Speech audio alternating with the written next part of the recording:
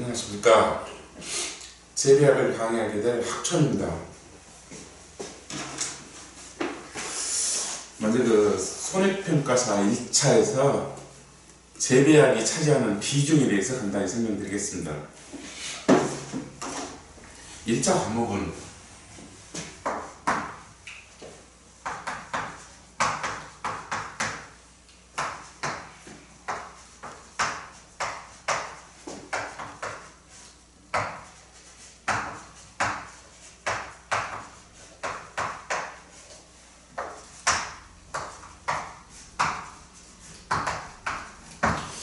이렇게 1차 과목은 세 과목입니다. 과목당 25문항 해서 75문항, 배점은 한 문제당 4점씩 해갖고 300점 만점입니다.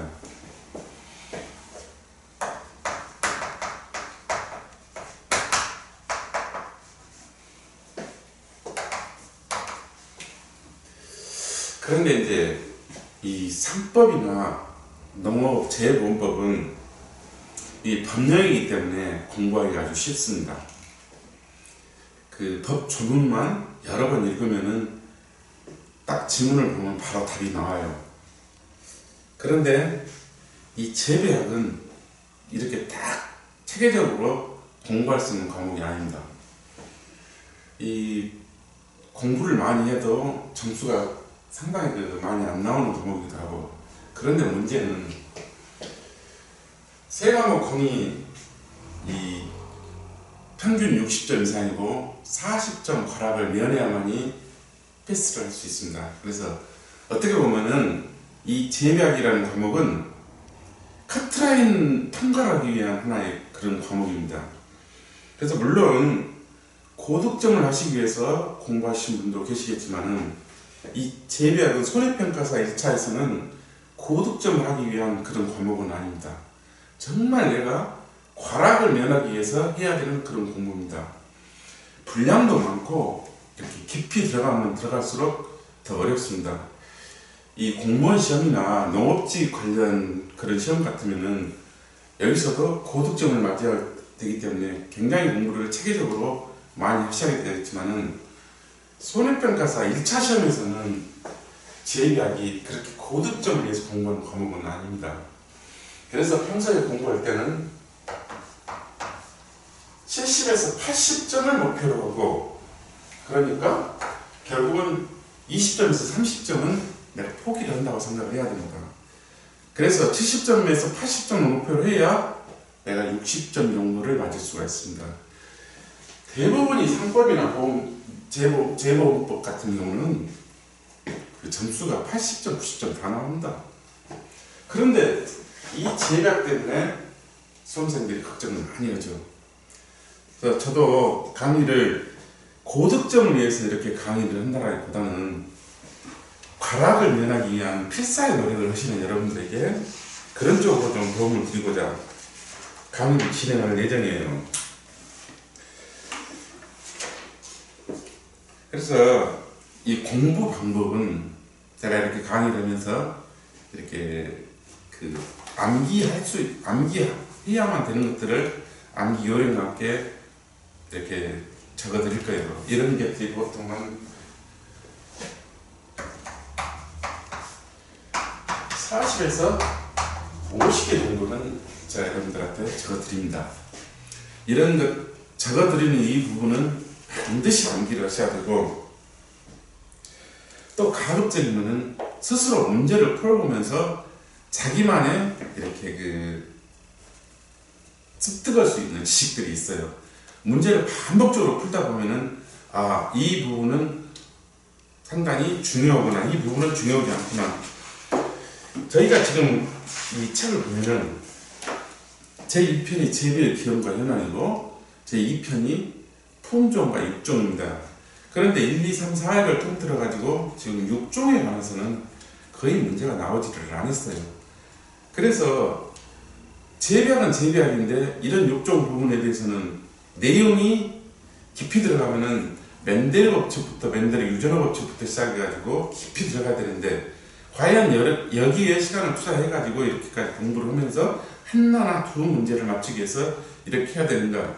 그래서 어떤 때는 선택과 집중 이런 방법도 필요합니다.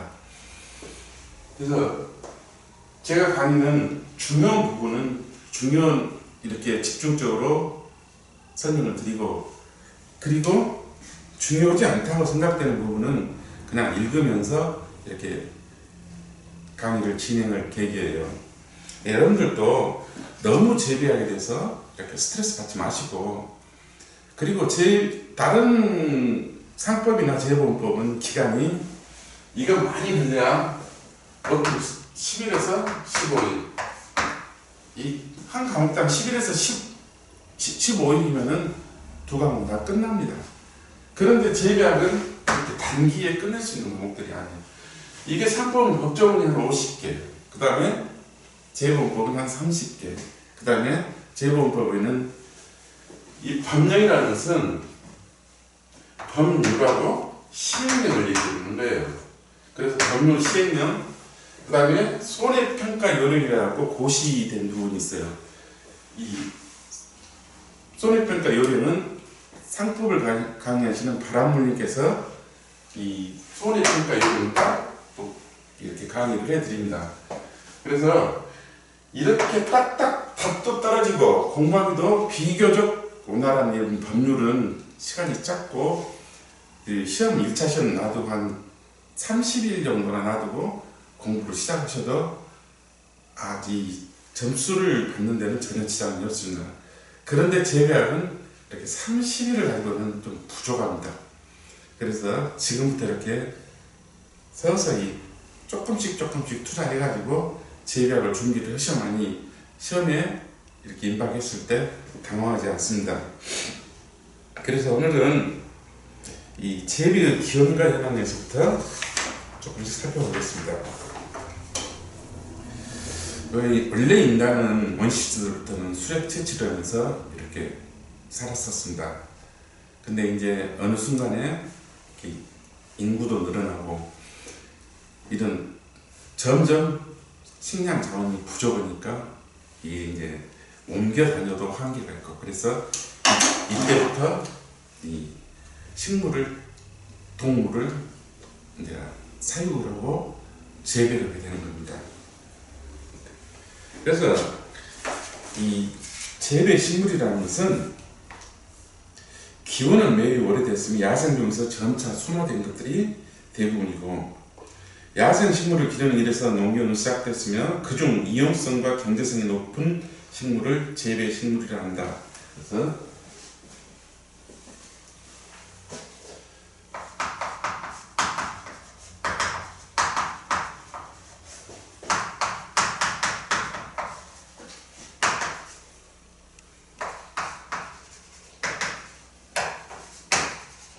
이용성과 경제성과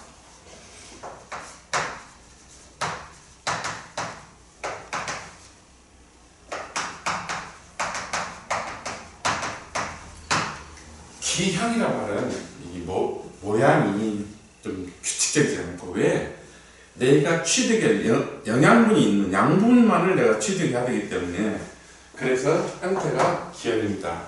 그 다음에 목적이 저희 섭성을 위해서 하기 때문에 특수 식물이라고 이렇게 표현을 합니다.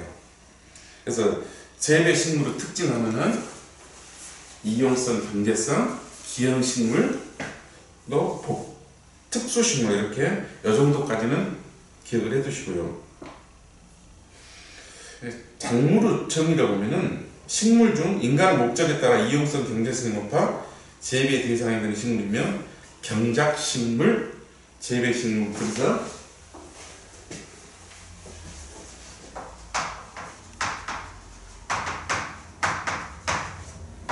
이렇게 해서 작물이 되는 겁니다. 경작 식물은 약해가지고 작물이라고 그렇게 표현합니다. 그다음에 재배라는 말은 작물을 보다 많이 생산하기 위해서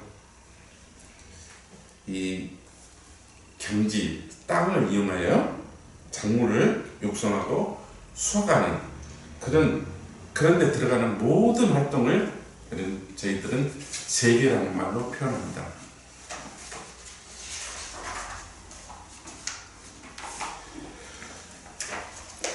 그다음에 이제 재배 기원 및 작물의 원산지 이런 것들은 거의 시험에는 나오지 않습니다.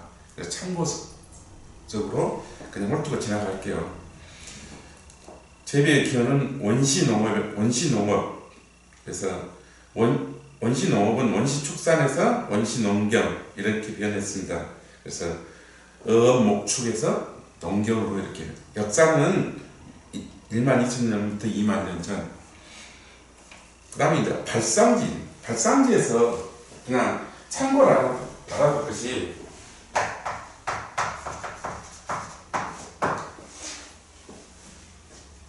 재배가 처음 어디서 시작됐냐 이런 내용인데요. 이 깬토이라는 분, 이분은 큰강 유역이었어요.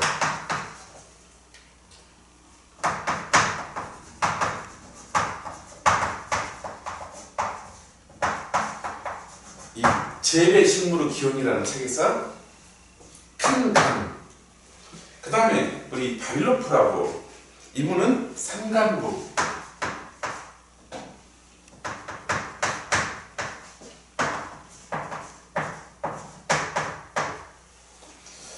그 다음에 디트와일러라고, 이분은 해양지대.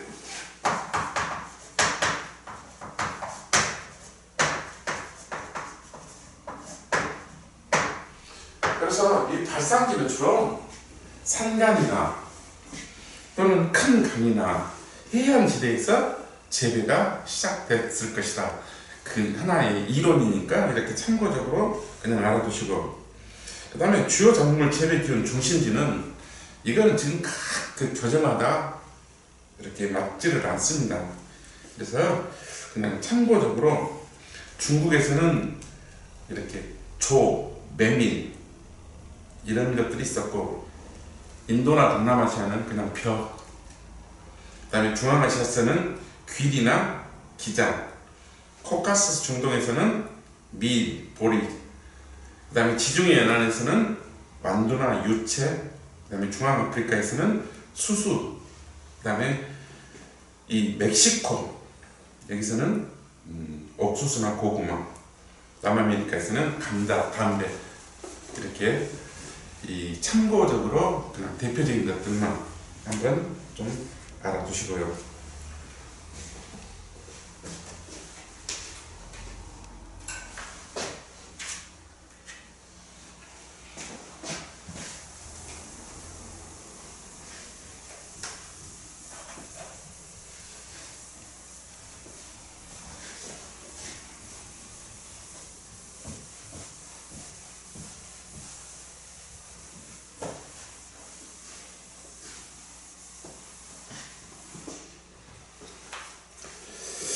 그다음 이제 재배의 형식이 있습니다.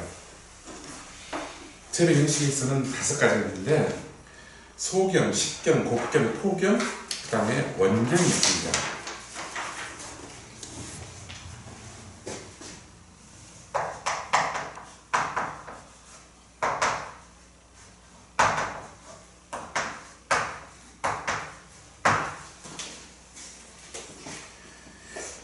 그 약탈 농업에 가까우면서 그냥 그대로 놔둔 거예요. 조방적이고 원시적 재배 형식. 그러니까 파종을 해가지고 이렇게 관리를 잘 안 합니다. 그래서 이 농지가 척박해지면 또 다른 곳으로 옮기고, 그래서 동남아 열대 섬이나 아프리카에서 많이 이런 것은 소경은 이루어지고 있습니다. 그 다음에 식경입니다. 이 식민지 또는 미개지에서 기업적 농업을 이 식경이라고 그랬습니다. 넓은 토지에 한 작물만을 경작하는 농업 형태로 주로 커피나 고무나무, 담배, 차, 사탕수수, 식민지 기업농 식경이라고 표현해요. 소식, 그 다음에 곡, 이것은 곡물 위주. 넓은 면적에서 공유 위주로 재배하는 그런 형식. 기계화를 통한 대규모 곡물을 생산하는 재배 형태이다. 그래서 미국 옥수수 농사나 동남아시아 벼농사, 캐나다나 호주의 밀 재배 이런 것들을 대표적으로 곡견이라고 이렇게 표현합니다. 그 다음에 포견. 이것은 포견은 사료 작물과 식량 작물을 서로 균형 있게 재배하는 그런 형식. 그래서 유축 농업 또는 혼동 농업 이런 형태. 그래서 포견은 식량 플러스 사료입니다. 그 다음에 원경이 있습니다. 원경은 주로 이제 원예 작물을 재배하는 것을 원경이라고 그랬습니다. 그래서 시설 재배나 이렇게 이제 그래서 이런 원경은 노동이나 자본이 많이 투자가 돼야 됩니다. 육묘도 고온육묘, 고온재배 또는 관계 시비 등이 발달되어 있고 도시 근교에서 근교 농업으로 원예작물을 재배하는 형태를 원경이라고 합니다. 그래서 재배 형식은 이렇게 소경, 식경, 곡경, 포경, 원경 이 정도로 나눠진다. 그 다음에 인가 작물로 분화합니다.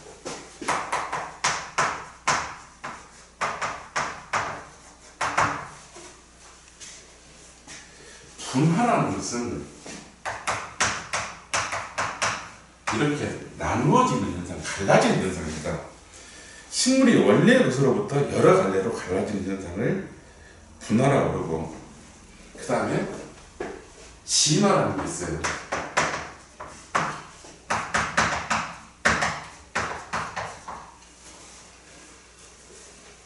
분화 결과 점차 이렇게 높은 우수한 단계로 이렇게 발전하는 현상.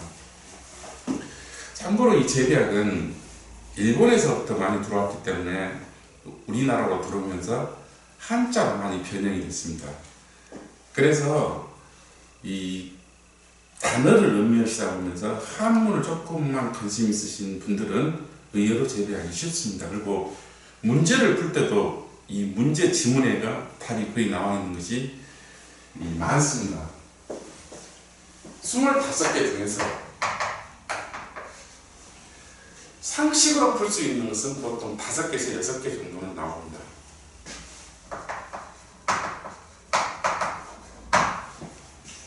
우리가 40점을 맞기 위해서는 10문제를 맞춰야 되거든요. 근데 제가 처음에 시작할 때 암기해야 될, 서브노트 해야 될 것을 약 50개, 60개를 해서 이제 제가 그 암기 요령까지 해서 가르쳐 드릴 거예요. 여기서도 대충 적게 나와도 한 5, 6개는 나옵니다. 중요한 부분들이기 때문에 암기를 해야 되죠. 재배 환경이나 재배 기술이나 이런 부분은 그 시험에 꼭 나오는 부분들이 있습니다. 그런데 이렇게 상식과 암기에서 이미 10개 이상을 확보를 했는데도 불안하니까 수험생 입장에서는 이것 갖고는 안 되기 때문에 25개에서 10개 맞고 15개를 틀려도 과락은 면합니다. 그런데 지금까지 시험 공부하면서 그렇게 공부하신 분들은 없었죠. 전부 다 100점을 위해서 또는 고득점을 위해서 공부를 해온 그런 버릇들 때문에 어쩔 수 없이 저렇게는 안 합니다. 그렇지만 재배학이라는 과목을 공부하실 때는 이 방법도 사용하셔도 됩니다. 비근한 예로 이 25문제 중에는 정답이 똑같이 6개씩 들어있습니다. 간혹 하나는 5개고 하나는 7개인 경우도 있지만 한 번호만 계속해서 써도 6개는 맞는다는 얘기입니다. 비근한 예로. 그래서 공부를 할 때 너무 이렇게 모든 것을 그물을 쳐가지고 다 잡으려고 하지 마시고 어느 정도 적은 것을 빠져나가고 큰 것 들어왔을 때 그게 이제 알짜배기이기 때문에 이걸 우리들은 잘 활용해서 재배학을 공략을 하자는 그런 내용입니다. 그러면 이제 분화 과정을 보겠습니다. 처음에 유전적인 변이가 옵니다. 이게 순서예요. 그 다음에 어떤 것은 변이가 도태가 되고 어떤 것은 적응을 합니다. 이 도태되어 버리기 때문에 더 이상 끝납니다. 적응해서는 이제 순화로 돼요. 이렇게 순화했을 때는 이제 그대로 딱 고립이 됩니다. 그래서 이 고립을 격절이라고도 표현하는데 이것은 지리적 또는 생리적 또는 인위적으로 이렇게 고립을 시킵니다. 그래서 이 순서를 외우실 때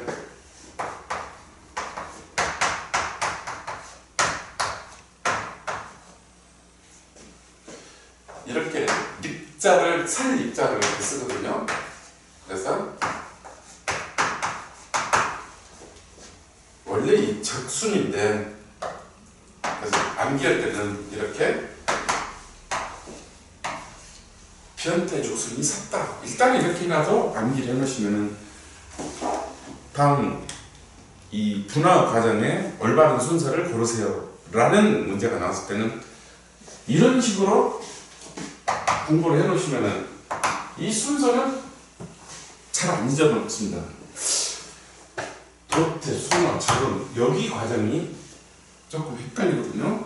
그래서 그냥 변태 적순이라고 아예 써놨습니다.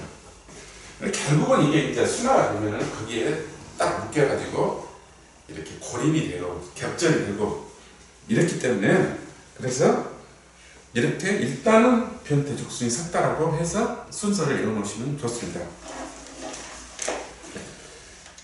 유전적 변이를 보겠습니다. 분화 과정의 첫 단계로 자연교작, 도연변이 있습니다. 자연교작과 도연변이 이렇게 해서 유전적 변이가 일어납니다. 도태와 적응. 도태는 유전적 변이로 생긴 새로운 유전형 중 환경 또는 생존 경쟁에서 견디지 못하고 사라져 사멸되는 것, 이걸 도태라고 그러고, 적응은 새로운 유전형이 환경에 견뎌내는 것. 그 다음에 이제 순화, 그 다음에 이제 순화를 거쳐서 그 다음에 고립을 하는데, 고립은 격절 또는 이걸 격리라고 그렇습니다. 고립, 격절, 격리는 다 이 똑같은 말이니까요. 이렇게 참고하시고, 분화의 마지막 과정은 성립된 적응형이 유전적으로 안전 상태를 유지하는 것으로 이러한 유지는 적응형 상응한 유전적 교섭이 발생하지 않아 이렇게 서로 섞이지 않아야 되는데 이를 격절 또는 고립 또는 격리 이렇게 표현을 합니다. 그래서 지리적 격절, 생리적 격절, 인위적 격절이 있는데 지리적으로 서로 떨어져 있어 유전적 교섭이 일어나지 않는 것, 주로 선 같은 데서 이런 현상이 일어납니다. 그 다음에 작물의 재배 이론에서 그 삼각형,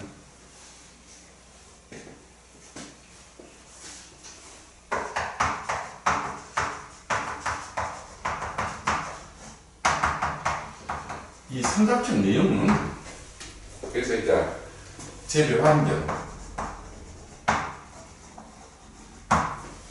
그 다음에 유전성, 그 다음에 재배 기술, 이 세 가지 요소가 서로 공이 이렇게 해야만이 수량이 많이 늘어난다는 그런 내용입니다. 그래서 작물 수량 삼각형에 해당되는 내용들이 환경하고 유전성하고 기술입니다. 그래서 유전성은 품종을 주로 유전성을 내립니다. 좋은 품종으로 좋은 재배 기술에서 이 재배 환경이 기후나 토양, 즉 작물을 재배하는데 알맞은 기후와 좋은 토양에서 좋은 품종으로 제대로 된 기술을 했을 때는 이렇게 수량이 많아진다. 그래서 이런 내용이기 때문에 작물 수량을 삼각형은 유전성, 그 다음에 재배 기술, 그 다음에 재배 환경, 이 세 가지 꼭 기억을 하셔서, 그래서 삼각형의 면적은 생산량을 가르칩니다. 여기가 환경, 여기가 유효성, 여기가 기술. 이게 크면 클수록 이 삼각형이 넓어져서 작물의 수량이 많아집니다. 이것을 이 작물의 재배 이론에서 작물 수량을 삼각형이라고 이렇게 합니다. 다음은 작물의 분류를 보겠습니다. 작물의 분류는 이 시험에 빈번히 출제되는 그런 과목입니다. 그런 단원이니까 좀 살펴보시고요. 이 작물의 종류랄지 이런 것은 그냥 뭐 몇 종류 있다 이런 것은 저희들이 굳이 기억할 필요가 없습니다. 그 다음에 작물의 분류입니다.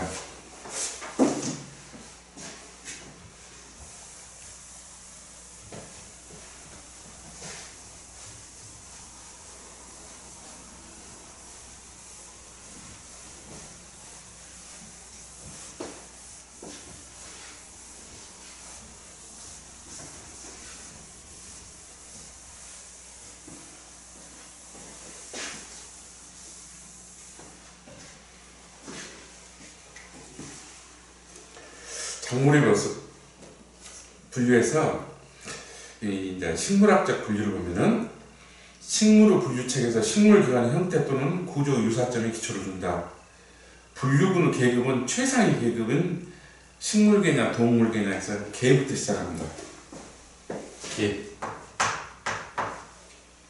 그 다음에 문. 그 다음에 간. 목. 그 다음에 과, 속, 중입니다. 이렇게 큰 데서부터 그래서 식물계 그 다음에 문은 종자식물문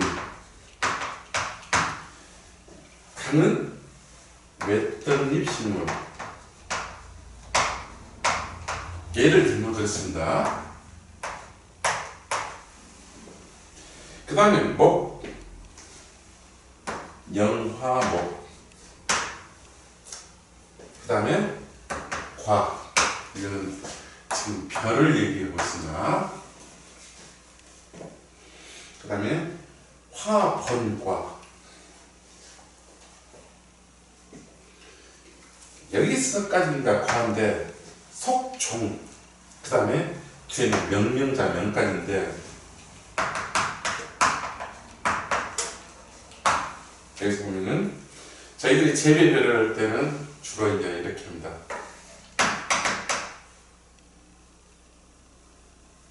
오리자 이 오리자 할 때 이 속을 대문자로 써야 되고 그 다음에 사티아 이 종은 소문자로 쓰고 이걸 명명한 사람은 닌네기 때문에 이렇게 이름을 대문자로 쓴 것이 걸레는 걸레.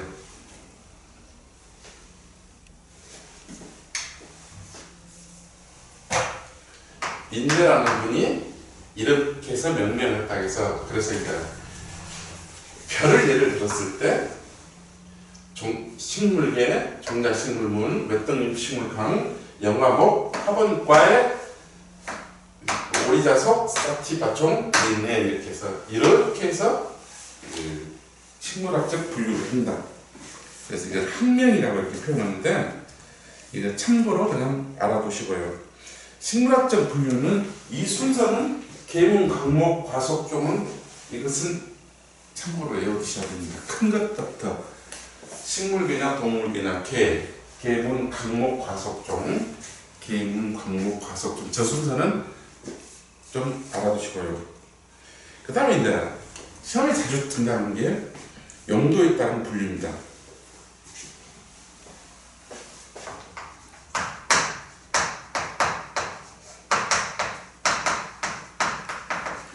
용도에 따른 분류를 우리는 이제 일반적인 분류라고 하고 일반적인 분류가 있으면 특수 분류도 있겠죠. 또는 이것을 농업적 분류라고 합니다.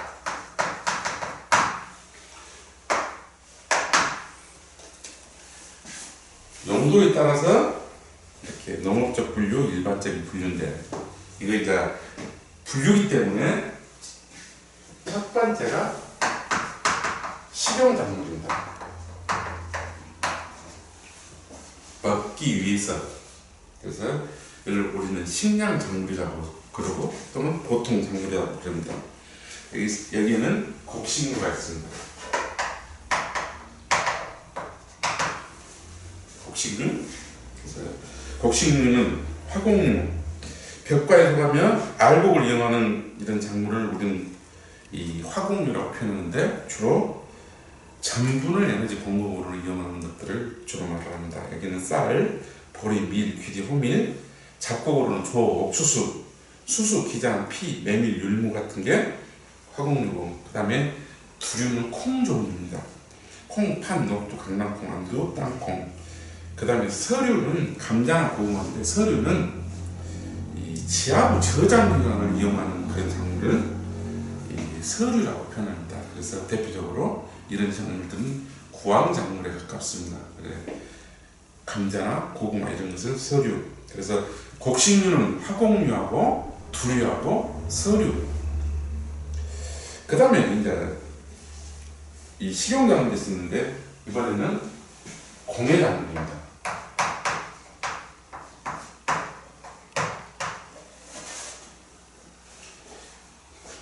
요거 이제 식량작물 있죠? 식량. 요거는 공예작물은 우리가 흔히 특용작물이라고 이렇게 표현합니다. 특용. 그래서 특용인데도 보면 첫 번째 기름을 짜는 유료작물, 참깨, 들깨, 아주까리, 유채, 해바라기, 콩, 땅콩 등. 그래서 이런 그 기름을 짜는 것을 유료작물이라고 하고요.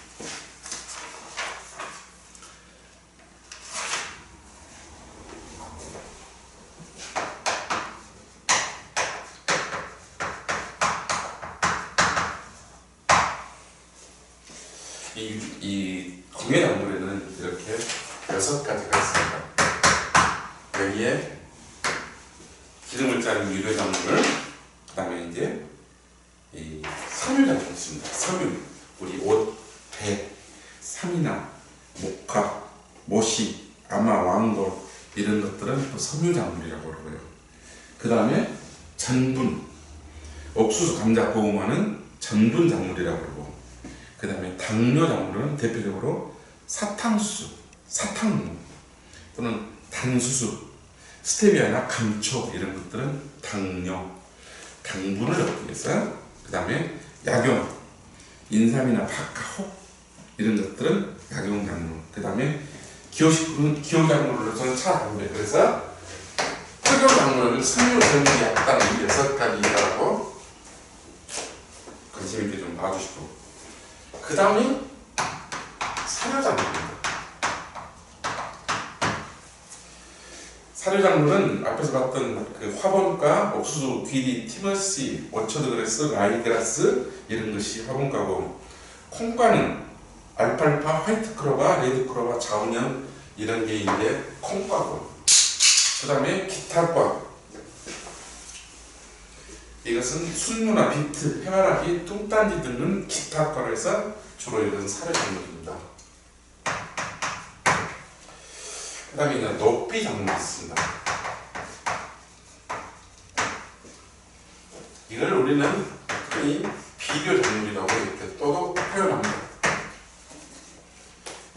귀리나 호밀 또는 콩가의 자운형 이렇게 논에다 쭉 해서 결국은 농사 직전에 이것을 갈아엎어서 퇴비로, 비료로 사용하기 때문에 이런 작물을 녹비작물 또는 비료작물 이렇게 표현합니다. 그 다음에 이제 원예작물입니다. 원예작물은 지금까지 종종 나오는 그런 문제였었습니다. 과수와 채수와 화해로 나눠지는데,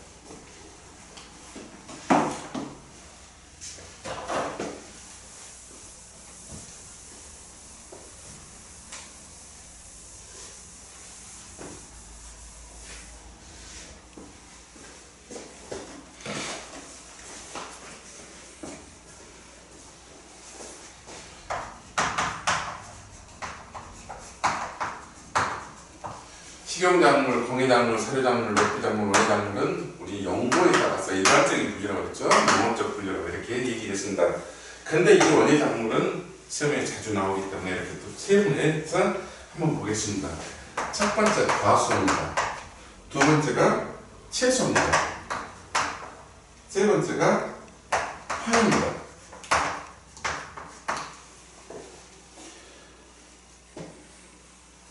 과수에는 인과류, 그 다음에 핵과류, 그 다음에 장과류, 각과류, 준인과류, 이렇게 해서 다음 중 인과류인 것은 이렇게 해서 시험이 나옵니다. 거기 인과류는 사과, 배, 비파, 주로 이제 이것은 꽃받침이 발달돼가지고 꽃받침이 과일이 되는 이런 것을 인과류라고 합니다. 그 다음에 핵과류입니다. 핵 안에 이렇게 보면은 복숭아, 자두, 상과 같은 것은 씨가 이렇게 동그랗게 안에 들어있습니다. 이것은 중과 피가 발달됐습니다. 그 다음에 장, 이 즙이 많은 것. 장과류는 포도, 딸기, 무화과, 이것은 외과 피가 발달됩니다. 그 다음에 각과류는 이 과일 밖이 딱딱합니다.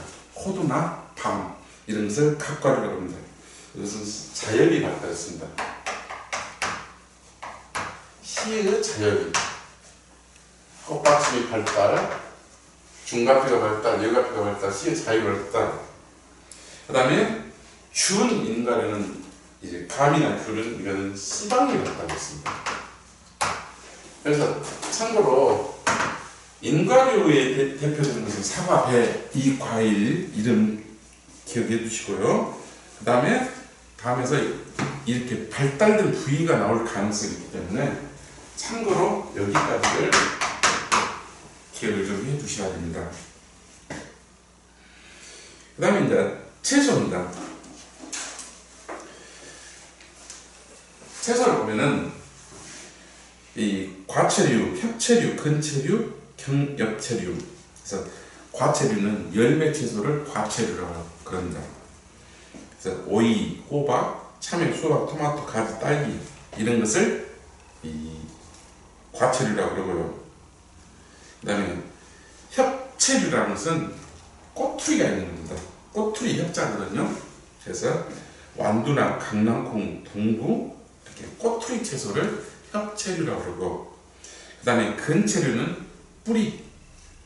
그래서 직근류와 괴근류가 있는데 무, 당근, 우엉처럼 쭉 내려가는 이런 직근류가 있고, 그 다음에 괴근과 괴경이 있습니다. 그래서 이 괴라는 것은 덩어리라는 뜻이에요.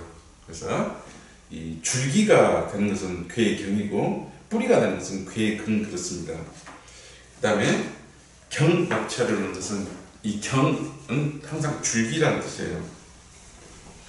한문으로 이렇게 표현해 주면은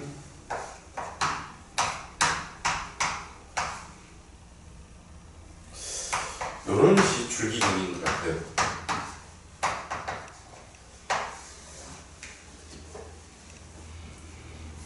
자, 이제 엽은 우리 이 8회 때 이제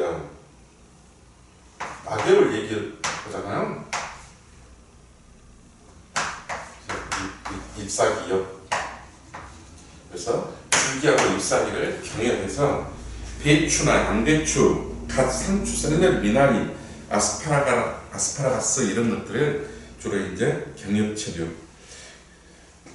그래서 이제 채소할 때도 이렇게 세분해서 이 열매, 그래서 그 열매 채소를 말할 때 다음 중에서 과채류인 것 또는 엽채류인 것, 근채류인 것 이렇게 구별을 하는 문제도 나올 수 있으니까 이럴 때는 조금 그 한문을 약간 생각해서 과일할 때 열매 이런 식으로 해서 기억을 좀 해두시기 바랍니다.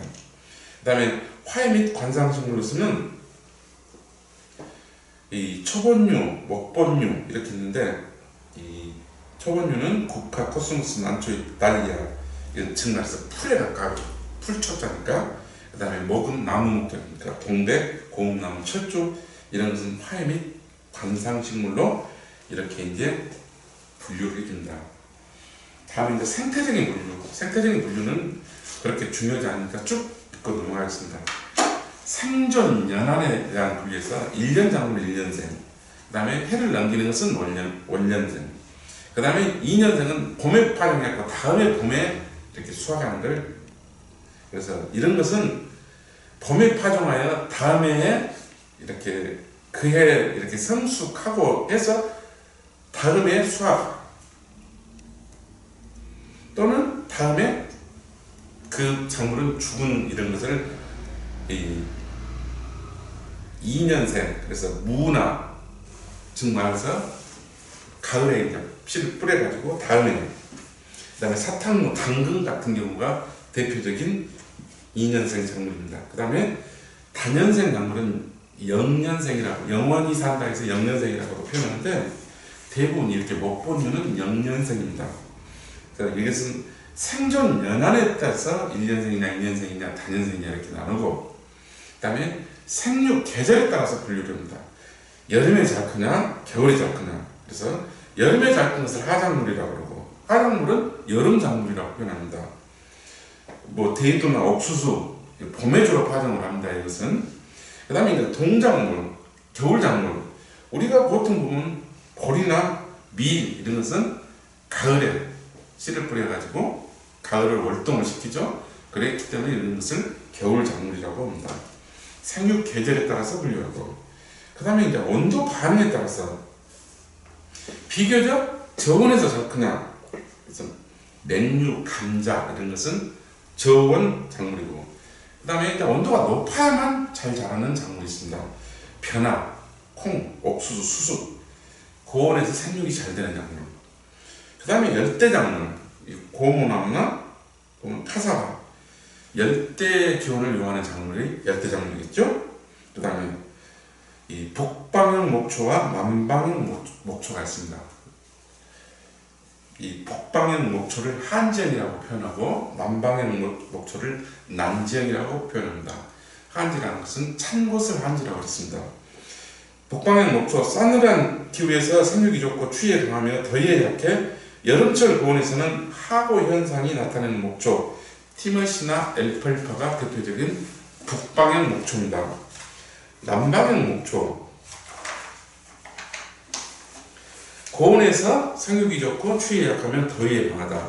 봄이다 그랬으나 매듭풀 이런 것들이 이 남방형 목초, 남지형입니다. 그 다음에 생육에 의한 분류, 주형 작물이라는 말은 이렇게 기둥처럼 섰다, 기둥처럼 이렇게 직립했다 해서 주형이고, 그 다음에 포부형은 이렇게 기어다니는 덩쿨 이런 형이고, 그래서 주형 작물은 각각 포기를 형성하는 작물로 변화 맹류가 주형, 그 다음에 포복형은 줄기가 땅을 기어서 지표를 덮는 작물인데 고구마나 호박, 딸기의 런너를 주로 이렇게 포복형 작물이라고 부릅니다. 그 다음에 이제 가끔 시험에 나오는 것이 저항성에 의한 분류입니다. 어디에 잘 견디느냐. 그래서 견딜다 할 때는 네 자가 나와 있습니다. 참 안 된다. 그래서 앞에 내 산성 작물은 산성에 강하다 이런 뜻입니다. 그래서 산성탕에 강한 작물, 이런 것은 가끔 시험에 나오기 때문에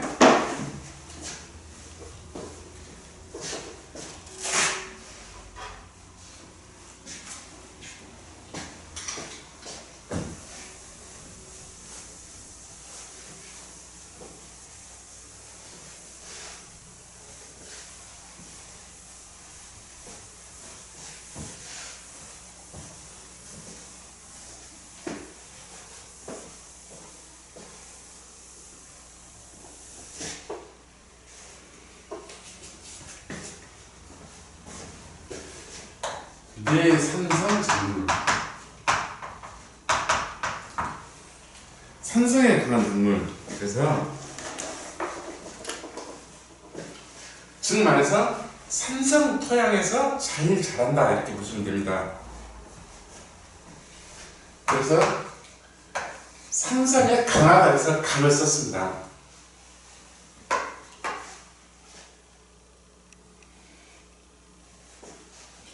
강기란이라는 그 여인의 아가가 있었어요. 근데 여기가 어디 별따기가 수간이 되어버렸나 봐요. 그래서 다음 중 산성에 강한 작물을 고르실 때 그렇기 때문에 강을 씁니다. 이 귀리는 귀리입니다. 그 다음에 강기란에서 토란입니다. 강귀란 그것은 아마 기정 기장. 그 다음에 원래는 이게 별이 아니라 벼입니다. 벼. 근데 기억하기 쉽게 강기란아가 별땅이 수감됐다고 벼당이라고 하면은 조금 말이 잘 안 돼서 그래서 이건 벼라고 하시고, 그 다음에 이거는 땅콩입니다. 이거는 수박이고 감자입니다. 강기란 아기 별땅 수감 하면은 여기서 감이고, 그 다음에 이제 참고로 산성에 약한 것이 있을 수 있습니다.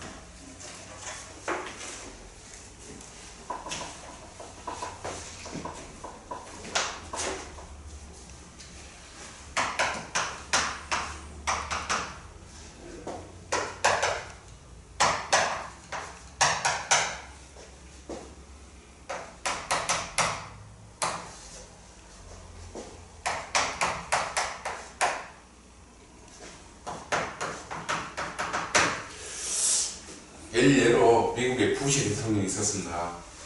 부시 대통령이 콩팥이 약한 것을 알고 대통령직을 이렇게 사양했다. 그러면은 여기는 강하고 여기는 강하고 두 개를 다 암기해 놓으면 좋겠죠. 그런데 시간이 없을 때는 하나라도 확실히 알아놓으면은 약한 것이 나오든 강한 것이 나오든 아니면 반대 것을 찾으면 되니까.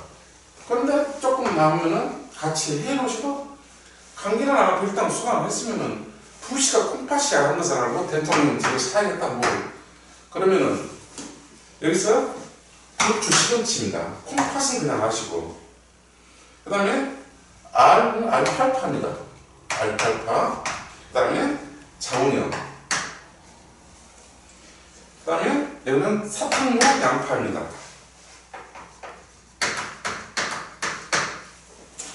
이런 식으로 정리를 좀 해놓으면은 그때그때마다 이런 식으로 변태죽순이 섰다랄지 뭐 강기란의 별당 수감하고 부시가 콩팥이 약한 것을 알고 대통령직을 사양했다, 이런 것들이 오리시키가 정리가 된다. 그러니까 그런 것을 참고를 해갖고 자기만의 또 요점 정리 서울을 해 나가시면은 재배하기 그렇게 어렵지만은 않습니다. 그 다음에 내 건이라는 것은 건조한 것에 강한 것, 즉 가뭄에 강하다. 내 습이라는 것은 이렇게 습기에 강하다. 내 염은 염기에 강한다. 그래서 이것도 염소, 양, 유목을 했어. 이 염기이기 때문에. 그래서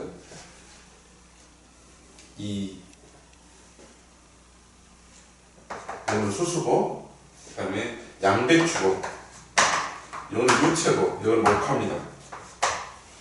네, 그러니까 염수, 양, 유목 하면은 하여튼 유목을 하기는 하는데 가축을 기르는데 수수 할 때 수를 쓰면 안 되니까 염소하고 양은 소, 양. 근데 이 소를 수술하고 기억을 내시면은 이런 식으로 연기에 강한 것. 재배합도 저런 식으로 만들어서 공부를 하면은 그렇게 어렵지 않습니다. 그 다음에 내풍성 작물, 바람에 강한 작물. 그래서 섬이나 해안지대에서 남해 같은 데 가면 고구마가 아주 품질이 좋습니다. 그래서 이런 것들은 대표적으로 내풍성 작물에서 내산성이 강하고, 그 다음에 한밭에 강하고, 한밭에 가뭄이나 강한 것은 주로 이제 구황 작물을 많이 쓰는 수수나 조, 기작 이런 것들이 가뭄에 잘 견디고, 그 다음에 습기에 강하려면은 이렇게 통기조직 많이 이렇게 발산하는 기관이 발달되어 있으면은 습기에 강해서 물기를 이겨냅니다. 그 다음에 내염성, 염분이 많은 토양에서 강한 작물, 내풍성, 바람에 강한 작물, 이렇게 해서 작물을 이 저항성이한 분류까지를 살펴봤습니다. 조금 쉬었다 가겠습니다.